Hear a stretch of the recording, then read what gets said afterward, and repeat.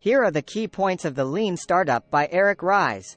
Startups are not small versions of large companies. They face different challenges and require a different approach to management. The best way to learn about your customers is to build an MVP and test it with them. This will allow you to validate your assumptions about what they want and need.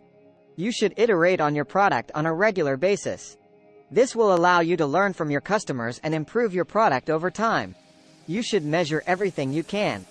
This will help you to track your progress and make better decisions. If your initial hypothesis is wrong, you need to be willing to change course.